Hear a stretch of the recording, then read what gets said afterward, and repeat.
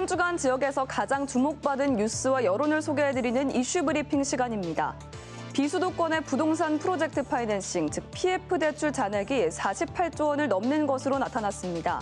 특히 연체율도 서울이나 경기에 비해 월등히 높았는데요. 부동산 시장 회복세가 나타난 수도권과 달리 비수도권의 부실 정리 속도가 더디기 때문입니다.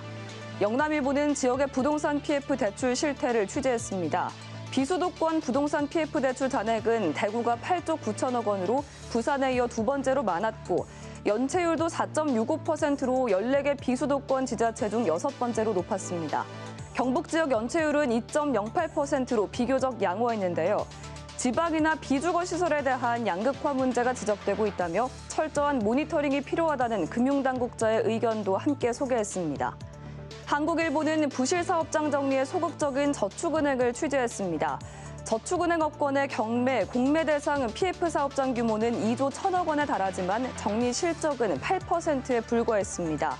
금융당국은 일부 저축은행들이 입찰가를 높게 책정해 매각이 되지 않도록 유도하고 있는 것으로 보고 있는데요.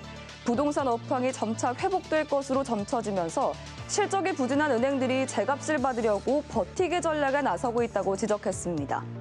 매일신문은 부동산 PF의 문제점을 짚었습니다.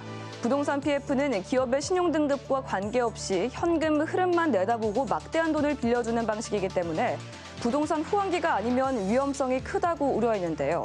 국내 300여 개 PF 사업장의 시행사 평균 자기자본 비율은 3.15%에 그친 반면 미국과 일본 등은 30-40% 수준이라고 지적했습니다.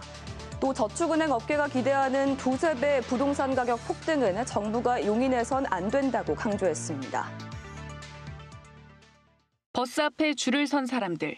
한 명씩 승차권 결제 내역을 확인하고 일부 승객은 그 자리에서 현금을 내고 표를 산 뒤 버스에 탑니다.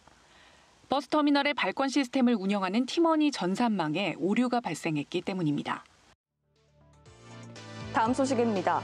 지난달 27일 티머니 전산망 오류로 전국의 버스 터미널과 택시 일부에서 결제가 되지 않아 승객들이 큰 불편을 겪었는데요. 매일신문은 지역의 피해 사례를 취재했습니다. 이번 오류로 동대구 고속버스 터미널과 대구 서부정류장 등 전국 140여 곳에서 매표와 발권 업무가 마비됐는데요. 서부정류장에선 현금과 계좌이체로만 승차권을 구매할 수 있었고 잔여 좌석 확인이 불가능해 업무 차질이 컸습니다. 특히 예매 승객은 예매 내역을 바로 확인할 수 없어 이름과 연락처만 받고 탑승시켰는데 전체 승객 중 예매 비중이 높아 승객들의 불편이 컸다고 전했습니다. 문화일보는 사설을 통해 재발 방지를 촉구했습니다. 2021년 10월에도 티머니 전산망에 오류가 있었는데요. 현재 티머니는 전국 96% 지역에서 사용되는 국가기관망이나 마찬가지이기 때문에 이런 일이 재발해선 안 된다고 강조했습니다. 나아가 20년째 이어지는 티머니의 폐쇄적인 시스템을 개선해야 한다고 주장했는데요. 서울시와 LGCNS가 대주주인 티머니가 전국 교통결제 시스템을 사실상 독점하는 구조는 효율성과 경제성, 안전성 등에서 불안을 키운다고 지적했습니다.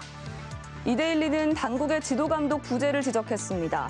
과학기술정보통신부는 하루 평균 이용자가 1,000만 명 이상이거나 트래픽 비중이 2% 이상인 부가통신 사업자에게 재난관리 의무를 부여하고 관리 감독할 수 있습니다.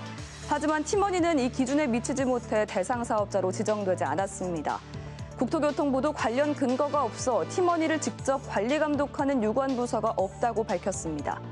한 사업자가 20년 넘게 전국 서비스를 장기 운영하는 만큼 관계 당국의 지도 감독이 필요하다는 의견도 제시했습니다.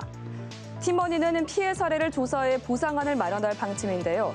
앞서 지적된 고질적인 문제에 대한 대책도 함께 마련될 수 있을지 지켜봐야겠습니다. 지금까지 이슈 브리핑이었습니다.